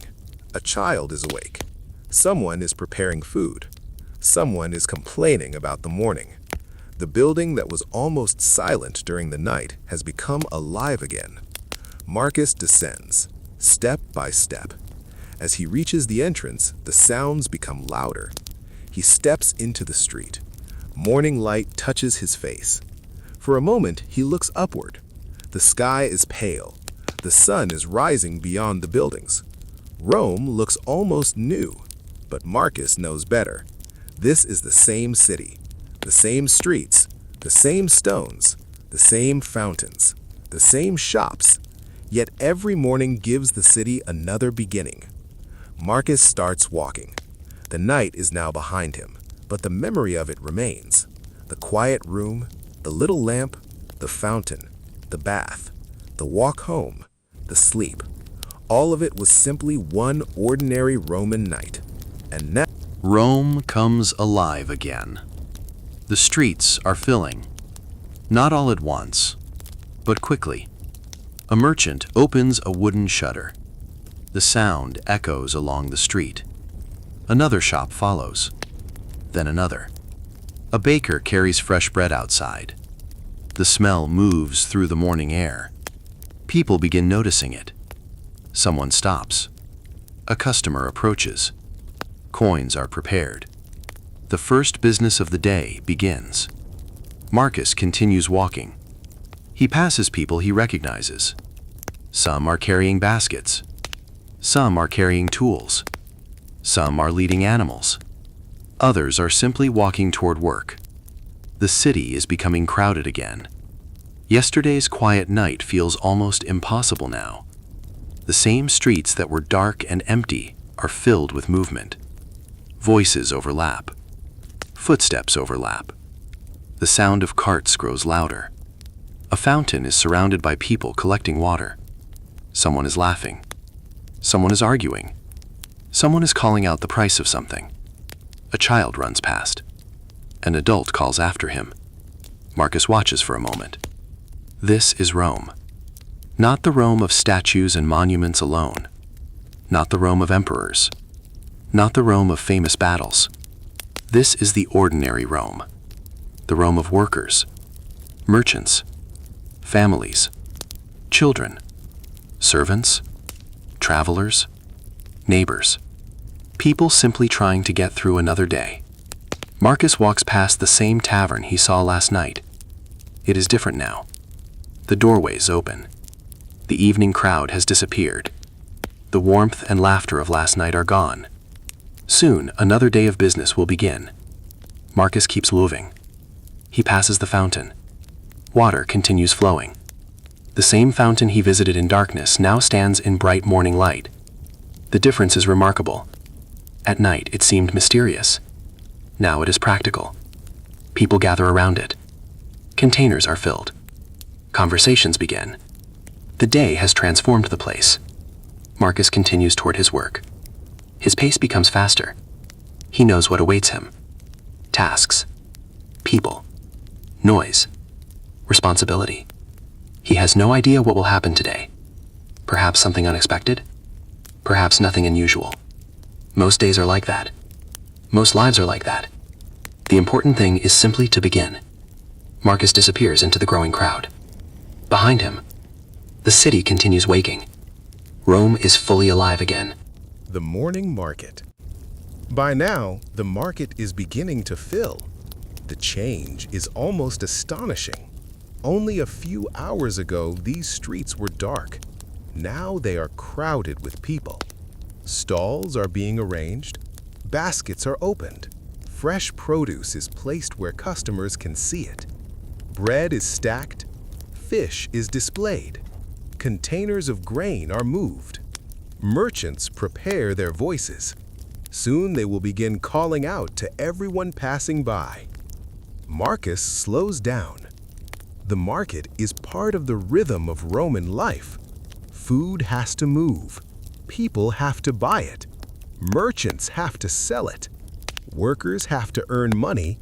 Families have to eat. The market connects all of these lives. A woman examines vegetables. A merchant tells her the price. She disagrees. He argues back. She walks away. The merchant calls her back. They continue negotiating. Marcus smiles. Some things never change. Nearby, another merchant arranges fruit. A customer reaches for something. The merchant watches carefully. Another person carries a basket through the crowd. The smell of fresh bread mixes with other smells, spices, food, animals, dust, human bodies, smoke. The market is not quiet. It is not supposed to be. This is the sound of the city working. Marcus watches people move around him. He sees a young worker carrying a heavy load, an older man sitting beside his goods, a child helping a parent, a traveler asking for directions, a merchant counting coins, a woman carrying food home. Every person has somewhere to go. Every person has something to do. And Marcus is no different. He checks the time by the position of the sun. He should continue. His workday is beginning. He leaves the market behind, but the sounds remain with him. Voices, footsteps, laughter, arguments. The city is fully awake now. The night has become a memory. Another day begins. Marcus reaches the place where he will spend much of the day. The work has already begun. He sees familiar faces. He greets them. Someone asks how his evening was. Marcus answers simply, "Nothing unusual, just another night." And perhaps that is the most important part of the story. For Marcus, the night was not an extraordinary adventure. There were no great battles, no dramatic discoveries, no royal ceremonies, no famous historical events. He simply lived. He walked home. He ate. He collected water. He visited the baths. He watched the stars. He slept. And then he woke. This is how history often really happens, not through grand moments alone, but through millions of ordinary nights, millions of ordinary meals, millions of walks home, millions of people closing doors behind them, millions of little lamps burning in dark rooms. The great city of Rome was built from these ordinary lives. Marcus begins his work. The sounds around him become familiar. He knows what he needs to do. The morning continues. The sun rises higher. The streets become brighter. The shadows shorten. The city becomes louder. And somewhere behind Marcus, the place where he slept is already part of yesterday. Tonight, another evening will come. Another sunset. Another walk. Another meal. Another lamp. Another night beneath the stars. But for now, it is morning. Marcus works. The city moves. Rome lives. And the cycle begins again. Day, evening, night, sleep, morning, again and again. For thousands of ordinary people, this was the rhythm of life. And perhaps when we imagine ancient Rome, we should not only picture its temples, monuments, and emperors. We should also picture something much quieter. A small room, a tired worker, a simple meal, a little oil lamp, the sound of water, the moon above the rooftops, and one ordinary Roman falling asleep beneath the ancient sky. That was the night. And now, the new day has begun. The morning meal. The morning has become brighter. Marcus has been working for some time. But before the day becomes too busy, he thinks about food. The first meal of the day is simple. There is no need for a grand breakfast. For an ordinary Roman, food is practical, something filling, something available, something that gives the body enough energy to continue working. Marcus returns briefly toward his neighborhood. The streets are already busier. People are carrying baskets. Merchants are calling. Children are moving through the streets. The smell of freshly prepared food comes from small shops. Marcus stops. He buys something simple, perhaps bread, perhaps some fruit, maybe a little cheese. He does not need much. He eats while standing. Around him, other people are doing the same. A worker eats quickly before returning to his task. A merchant speaks to a customer while holding a piece of bread. Someone drinks from a cup. Another person carries food home.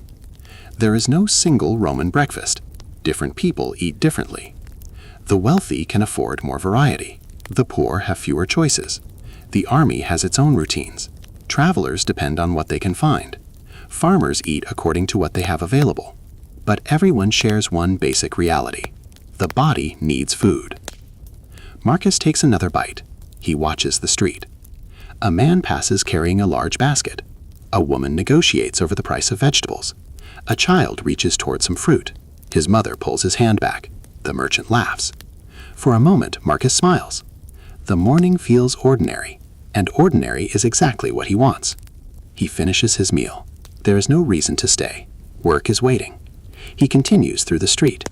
The sun is already higher. The stone pavement is becoming warm. The shadows are beginning to shorten. The city is entering the busiest part of the morning. Marcus walks with the crowd. He is no longer thinking about last night's darkness. The night is becoming a memory. But perhaps somewhere in his mind, the quiet remains. The sound of the fountain, the warmth of the bath, the stars above Rome, the small flame of the lamp. He remembers them only briefly. Then someone calls his name. Marcus turns. Another task is waiting. He walks on. The Roman day continues. The busy street. Rome is crowded again. The street Marcus walks through is almost unrecognizable compared with the same street at midnight. People fill the road. Carts move slowly. Animals make their way through the crowd. Merchants call out. Customers bargain. Workers carry heavy loads. The city seems to have forgotten that it ever slept. Marcus moves carefully. He knows that crowded streets can be difficult. A cart blocks part of the road. He waits. The driver shouts. People move aside. The cart slowly passes. Marcus continues. He sees familiar buildings, a fountain, a shop, a shrine, a doorway. The city is full of landmarks that ordinary people use to navigate their lives. There may be no street signs in the modern sense. People know where they are by buildings, corners, markets, temples, fountains, and familiar faces. Marcus turns left. He passes a workshop. The sound of metal striking metal fills the air. Again and again. A worker raises a hammer. It falls. The sound echoes. Nearby, another person works with wood. The smell of sawdust fills the air. Further along, a merchant sells cloth. Customers touch the material. They examine the quality. They discuss the price. Everywhere, something is happening. Rome is not simply a collection of buildings. It is a machine of human activity. Every person contributes something. Someone makes bread. Someone transports grain. Someone repairs shoes. Someone sells fish. Someone carries water. Someone teaches a child. Someone cleans a room. Someone guards a building. Someone prepares a meal. The city depends on all of them. Marcus understands this without needing to explain it. He is one small part of the enormous system. He continues walking. The sun is bright now. Yesterday's sunset feels very far away. But tonight, the sun will disappear again. The lamps will return. The streets will darken. And the cycle will begin once more. Marcus does not think about that yet. There is too much work to do. He disappears into the crowd. The wealthy Roman home. Not everyone in Rome lives like Marcus. Elsewhere in the city, behind larger walls and more impressive entrances, wealthy Romans are beginning their day. Their homes can be very different. A wealthy house may contain several rooms organized around an open courtyard. There may be decorative floors, painted walls, sculptures, gardens, fountains, servants moving quietly through the house. The contrast is enormous. Marcus's small room is practical. A wealthy household can be designed for comfort and display. A member of such a family might wake in a much more comfortable room.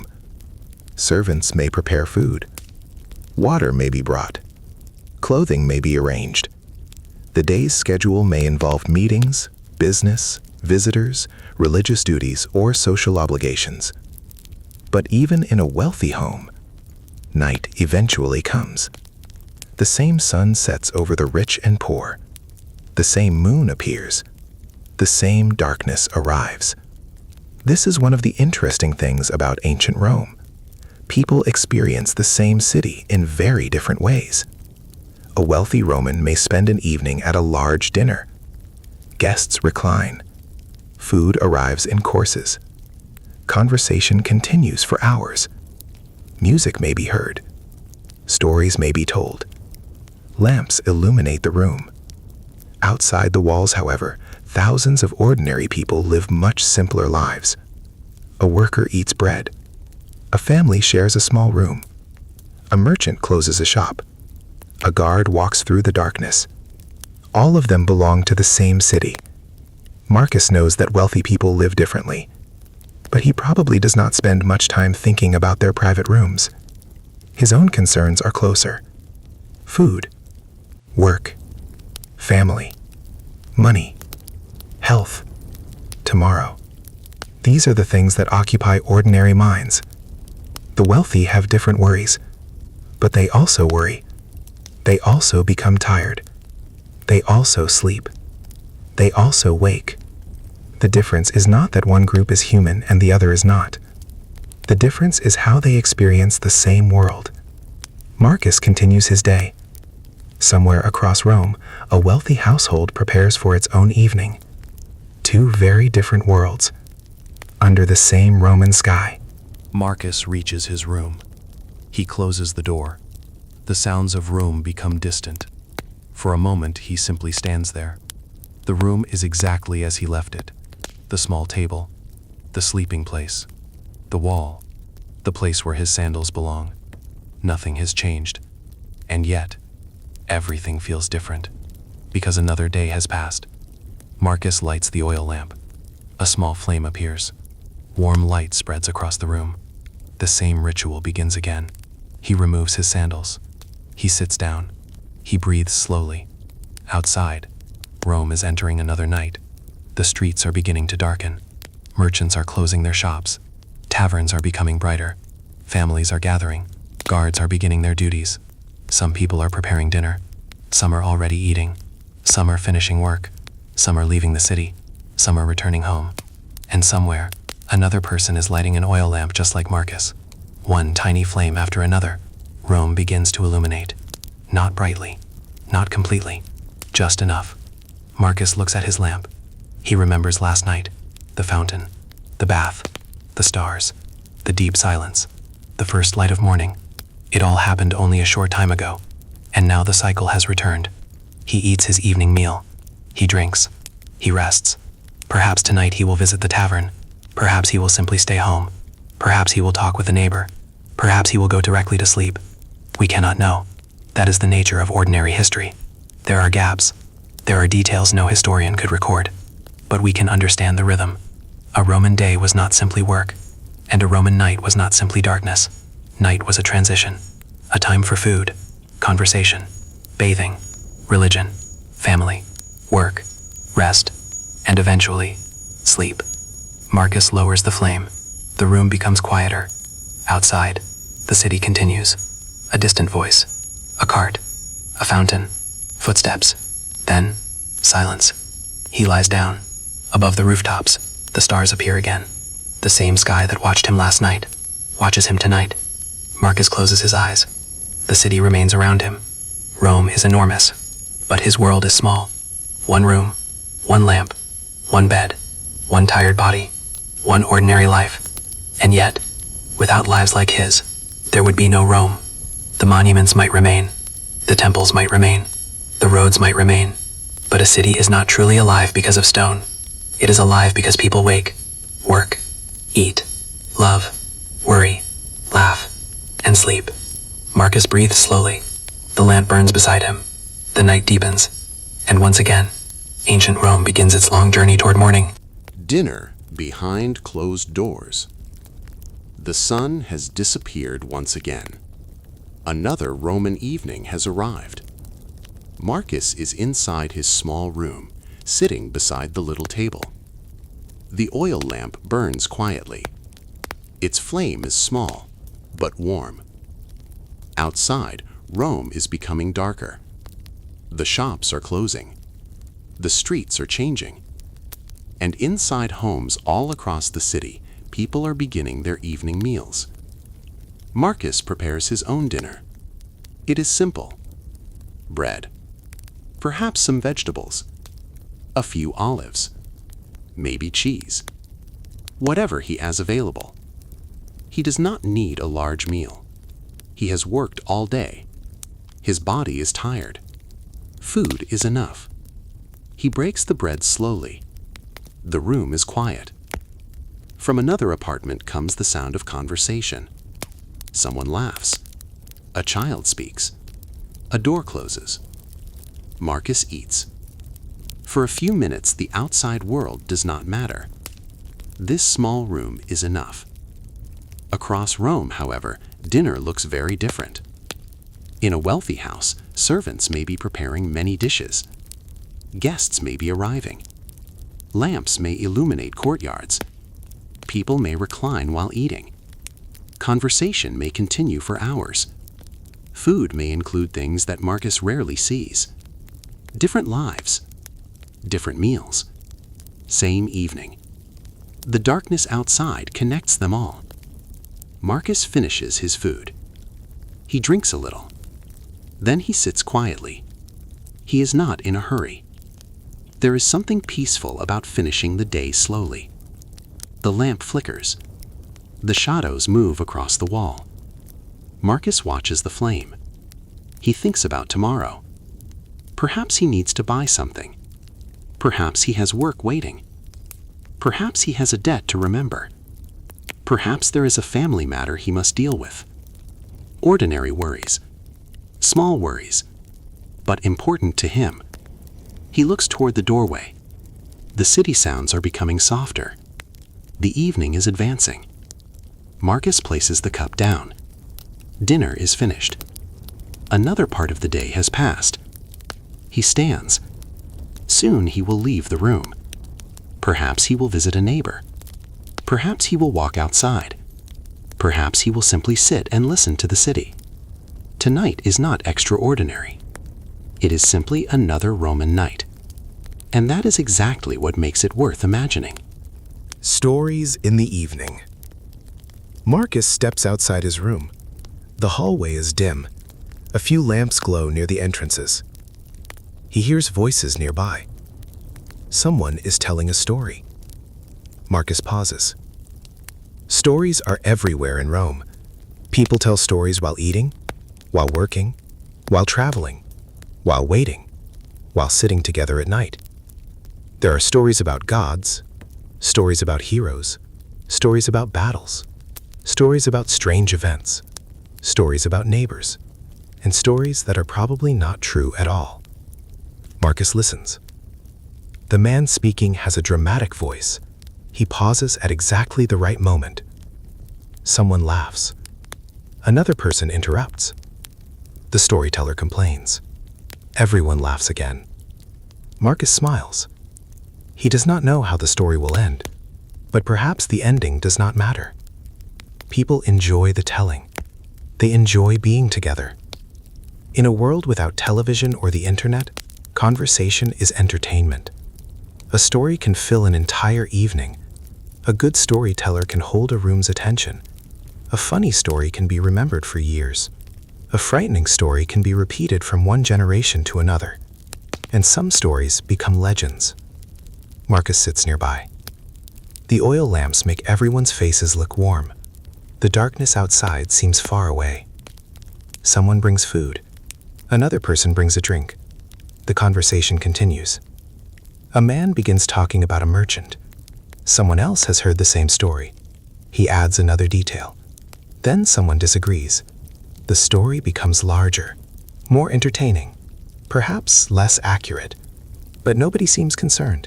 They are simply enjoying the evening. Marcus listens quietly. He does not need to speak. Sometimes it is enough to sit among other people. The night passes differently when there is conversation. Minutes become hours. The lamp burns lower. Someone notices. More oil is added. The flame becomes brighter again. Marcus looks at it. He realizes how late it is becoming. He stands. He says goodbye. The others continue talking. Marcus walks back toward his room. The voices remain behind him. For a moment, he hears laughter again. Then the door closes. The hallway becomes quiet. Marcus returns to his room. The evening story stays in his mind. Perhaps tomorrow he will tell it to someone else. Perhaps he will remember it incorrectly. Perhaps he will change it slightly. That is how stories travel. One person tells another, then another, and another, until an ordinary evening becomes part of a much larger memory. The household gods. Back inside his room, Marcus prepares for the final part of his evening. Before sleep, there is something deeply familiar. The household, the family, the gods. Religion is not something completely separate from daily life in ancient Rome. It is woven into ordinary routines. People may honor gods at temples, but religious practices can also happen at home. A small household shrine may stand in a quiet corner. Marcus approaches it. The light from his oil lamp touches the small figures. They are not grand statues. They are part of the household. They represent a connection between the family and the sacred world. Marcus pauses. He may offer a small prayer. Perhaps he asks for protection. Perhaps for health. Perhaps for the safety of his family. Perhaps he simply gives thanks. The prayer does not need to be complicated. It is part of life. Marcus has probably seen this kind of ritual many times. His parents may have done it. Their parents may have done it. Traditions are passed down. A person learns what to say, what to offer, when to perform the ritual, and why it matters. The lamp burns beside him. The room is quiet. Outside, Rome continues. But inside this small room, Marcus feels separated from the noise. He thinks about the people he loves. Perhaps they live nearby. Perhaps some live far away. Perhaps someone he once knew is no longer alive. The night can make people remember things. Marcus remains still. He does not know what tomorrow will bring. No one does. So he asks the gods for protection. Then he steps back. The ritual is complete. The room feels peaceful. The lamp continues burning. Marcus sits down. He has eaten. He has talked. He has prayed. The day is almost finished. There is nothing more he needs to do. He looks around his room. Everything is familiar. Everything is simple. Yet for tonight, it is enough. He reaches toward the lamp. The flame becomes smaller. The room becomes darker. Marcus takes a slow breath. The household shrine disappears into shadow. The night continues outside. And soon, Marcus will sleep. The long Roman night. The night is now deep. Rome has become quieter. Not silent, but quieter. The taverns still have some customers. A few guards continue walking. Some workers are still awake, but most homes are dark. Marcus lies down. His eyes are closed. His body is tired. The day's work is finally behind him. The oil lamp is almost gone. The last little flame moves gently. Then, it disappears. Darkness fills the room. Marcus does not need light anymore. He knows the room. He knows where everything is. He closes his eyes. Outside, the city continues. A distant cart moves through a street. The wheels make a slow sound. then disappear. Someone speaks. The voice fades. A dog barks once, then becomes quiet. The fountain continues flowing. Water. Always water. The sound travels softly through the night. Marcus hears none of it clearly. He is already drifting deeper into sleep. Across Rome, thousands of other people are doing the same. Some sleep in wealthy houses. Some sleep in crowded apartments. Some sleep in rented rooms. Some sleep in places much less comfortable. Some have soft beds. Others have simple sleeping places. But the basic human need is the same: rest. The city that was full of movement during the day now becomes a collection of quiet rooms. Behind every door, someone is sleeping. Someone is dreaming. Someone is waiting for morning. The moon moves slowly. The stars remain above the rooftops. The temples are quiet. The markets are empty. The roads are mostly dark. Rome has entered its deepest hours. This is the part of the night that modern cities sometimes hide from us. The hours when nothing seems to happen. But something is happening. People are resting. Bodies are recovering. Minds are dreaming. Time is passing. History is continuing. Marcus turns slightly. His breathing remains slow. His face is relaxed. For several hours he will not think about work. He will not think about money. He will not think about food. He will not think about tomorrow. He will simply sleep. And perhaps this is one of the most universal things about the ancient world. No matter how different their lives were, people still became tired. They still needed darkness. They still needed rest. They still closed their eyes at the end of the day. The Roman night continues. Quietly. Slowly. Without hurry. Beneath the Roman stars. Near midnight, Marcus is completely asleep. His room is dark. The city outside is covered in shadows. Above Rome, the stars shine clearly. For a moment, imagine standing on a rooftop. Look down. The city stretches in every direction. Thousands of buildings, thousands of rooms, thousands of people. Most are sleeping. Tiny lamps appear here and there. A few streets remain active. A guard walks beneath a wall. A traveler moves through a quiet road. A tavern remains open. Somewhere, someone is preparing food for tomorrow. Somewhere else, a baby wakes and cries. A parent lifts the child. The crying becomes quiet. Then another home becomes silent. The city is never completely still. But from above, it almost looks like it is.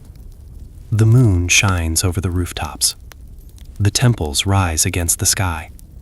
The Tiber reflects the pale light. The streets become silver and black.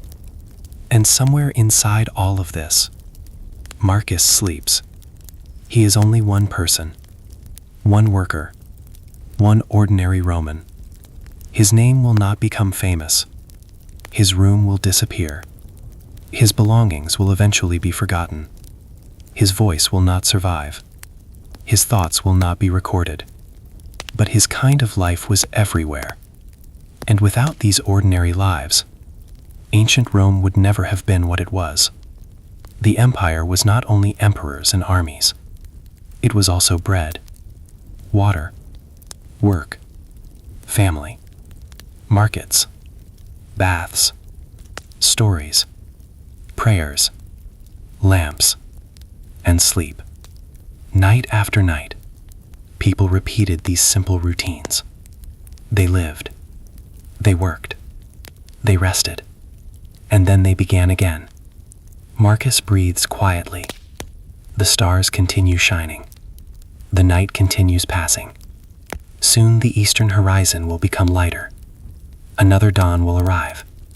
But for now, Rome remains beneath the stars. The lamps burn low. The streets are quiet. The river moves. The guards walk. The sleeping city dreams. And in a small room, an ordinary Roman rests peacefully. No one watching the city from the sky would know his name. No monument would remember his evening. But tonight, we have followed him. We have watched the sun disappear. We have walked through the streets. We have heard the merchants close their shops. We have visited the fountain. We have entered the bath. We have listened to stories. We have seen the little oil lamp. And now, we sit quietly beneath the same ancient stars. The Roman night continues, and Marcus sleeps. For a few more hours, nothing needs to happen. The city can simply rest. The darkness can remain. The stars can shine. And the ancient world can breathe, quietly, beneath the Roman sky. The last hours before dawn. The night is becoming very deep. Marcus is still asleep. The little Rome around him is completely dark. Outside, however, the city is slowly moving toward morning. There is no clock announcing the hour. No alarm. No bright light.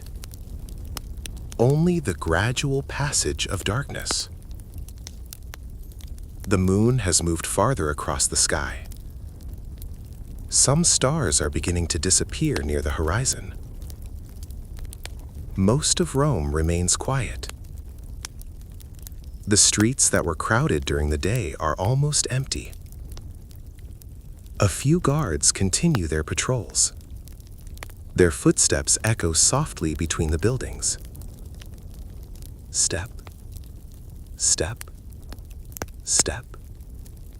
Then silence. A fountain continues flowing somewhere nearby. Its water makes the same gentle sound it made yesterday and the day before. Marcus does not hear it clearly.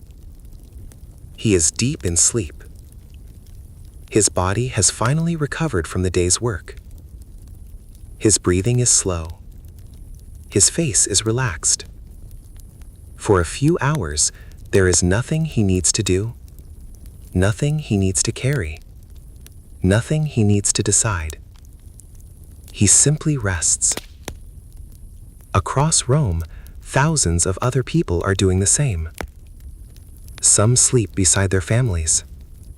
Some sleep alone. Some sleep in crowded rooms. Some sleep in comfortable houses. Some sleep in simple apartments. The differences between them are enormous. But sleep brings them together. For a few hours. The merchant is not a merchant. The worker is not a worker. The soldier is not a soldier. The servant is not a servant. They are simply human beings resting. The night continues. A cloud passes across the moon. The streets become darker. Then the moon appears again. The rooftops glow softly. Rome seems almost peaceful. That this peace will not last forever. Morning is coming. Slowly, quietly, unnoticed. The horizon begins to change. The darkness becomes slightly less complete. At first, nobody notices. Then the highest rooftops become visible. The outline of a temple appears. A distant hill becomes clearer. The city is waiting. Marcus turns in his sleep. He remains unaware. The final hours of darkness pass over him. And soon, the first light of another Roman morning will arrive. The first light. The horizon is no longer completely black. A pale glow has appeared. It is subtle, almost impossible to notice at first. But the night is ending. The first light touches the highest parts of Rome. Stone walls become visible. Roof tiles catch a faint color. Columns emerge from the shadows. The city begins to reveal itself again. Marcus is still asleep, but elsewhere, people are already waking. A worker rises. A servant begins preparing water. A baker begins his work. A merchant prepares to open his shop. The first animals are being fed. A door opens. Then another. The morning is beginning. Birds begin calling from rooftops. The sounds are soft at first. Then more birds answer. The city slowly becomes louder. A cart moves through a distant street. Its wheels roll over the stones. Someone calls to another person. A child wakes. A parent speaks quietly. The night guard finishes his final patrol. He has been awake while Marcus slept. Now his duty is almost complete. He walks toward the place where his shift will end. The sun is still below the horizon, but its light has already arrived. This is one of the beautiful things about dawn. The sun can still be hidden, yet its presence can already be felt. Marcus finally moves. His eyes remain closed. He turns toward the faint light. Perhaps he is beginning to wake. The room is no longer completely dark. The outlines of objects become visible. His sandals, his table, his clothing, the doorway.